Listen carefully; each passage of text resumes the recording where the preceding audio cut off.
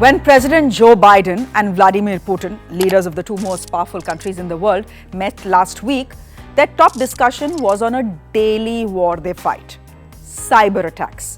Biden told Putin that certain critical infrastructure like energy, telecommunication and health should be off limits. Pointed out to him, we have significant cyber capability. And he knows it. He doesn't know exactly what it is, but it's significant. And if in fact they violate these basic norms, we will respond. Cyber. Now, Putin is unlikely to listen, and there is good reason for it.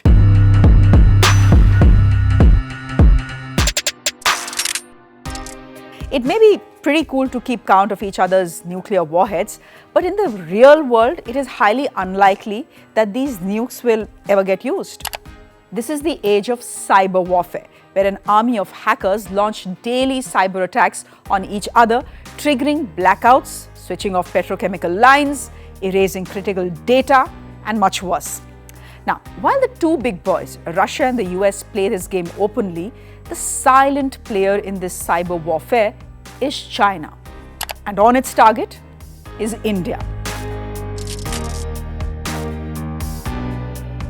We saw it in October last year when Chinese hackers brought Mumbai to a standstill, switching off the power grid for 2 hours.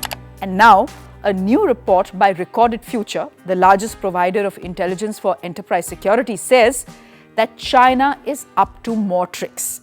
In the last 6 months, they claim that the PLA-backed hackers have targeted 3 Indian aerospace and defense contractors and telecommunication provider BSNL. And at the heart of these attacks, a specialized espionage unit of the PLA called 69010. 69010 reports to the Strategic Support Force, which is the Information and Cyber Warfare branch of the PLA. We believe this unit to now belong to what's called the Network Systems Department of the Strategic Support Force, following a 2015 and 2016 reorganization of the PLA.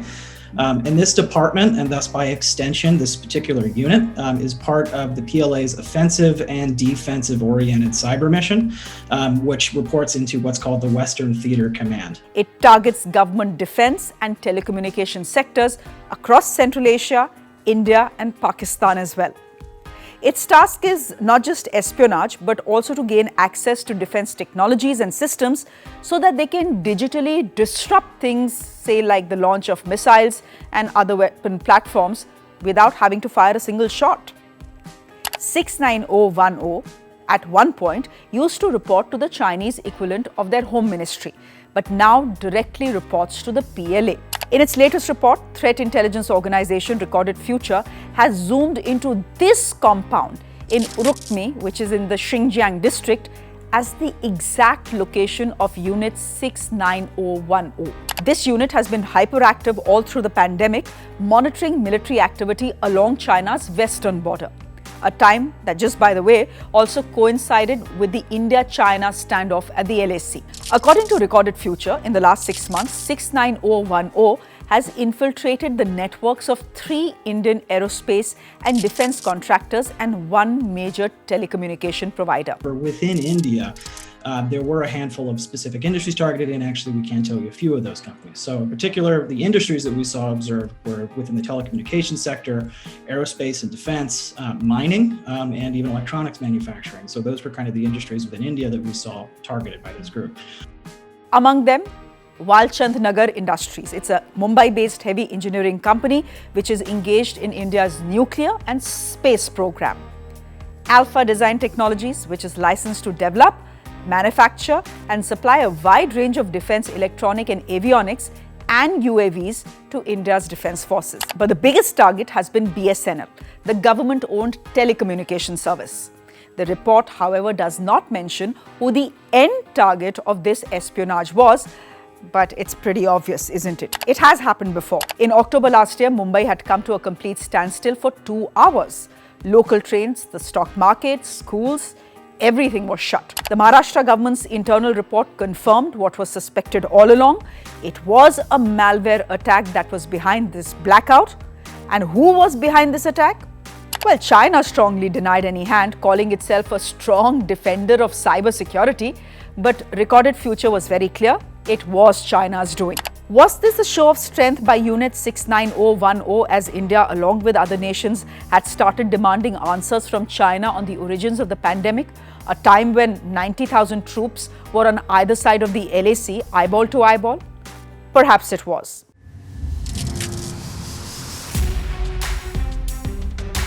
Why would the Chinese spy unit infiltrate a civilian organization system to spy on military assets? Simple.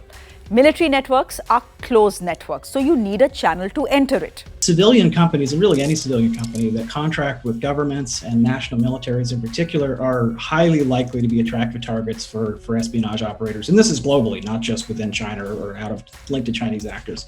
These companies often provide direct support services to these organizations within the government or the military, or develop technologies which are subsequently adopted to be used in national militaries or even in their own intelligence operations. So access to such entities in this case, for example, would provide China with the ability to either conduct counterintelligence operations or investigations with an eye towards protecting its own secrets domestically, or to develop countermeasures for military intelligence capabilities. BSNL, being the primary communication provider to military and government entities, is an obvious choice. These companies operate expansive networks over their countries that obviously, in India's case, over 1 billion people might communicate.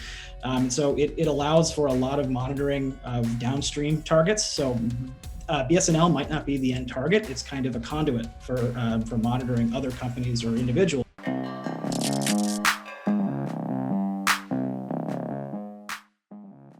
But don't Indian cybersecurity agencies keep a close watch on traffic which is coming from IP addresses from China?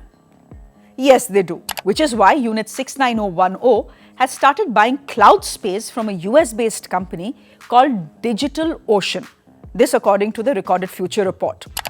When they select the location as India, they get the IP address that is Indian. This means that the traffic looks like it is coming from India, not China. Is India doing enough to protect itself against this offensive? Responsible nations will take precautions. For example, I shall divide this into, the information age, you can call it into two eras, pre-Snowden and post-Snowden. Post-Snowden, we should have taken a course correction after understanding that companies, multinational companies with iconic names are working in close coordination with the deep state of the parent nation. India, for reasons best known, never took that course correction. Fact is that future global wars will be fought with cyber weapons and not nukes. Let me give you a hypothetical example. Suppose India and China were to go to war. China would want to build its cyber intelligence capability and capacity to a level where it can play havoc with the air traffic control in Ambala. Now, this is where a squadron of our Rafales are based. If you can do that, you will have ensured that India's frontline assets are rendered useless without even having fired a shot.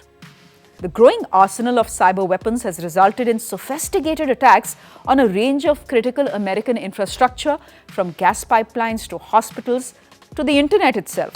The US, Russia and China have been using the cyber offensive against each other over the past decade. China has a long history of using the internet to target the United States of America. At the height of the pandemic, the US charged 2 hackers for working with the Chinese government to target firms developing COVID-19 vaccines. 6 years ago, Chinese hackers stole 22 million background check files of federal government employees to create a giant database on American national security. The 2015 massive hack forced US President Barack Obama to strike a deal with Chinese President Xi Jinping to end Chinese cyber espionage in the United States. The deal, of course, went for a toss when President Trump was sworn in. The US has now banned Huawei and its 5G services because it says China will use it to spy on them. The nuclear age may well be over.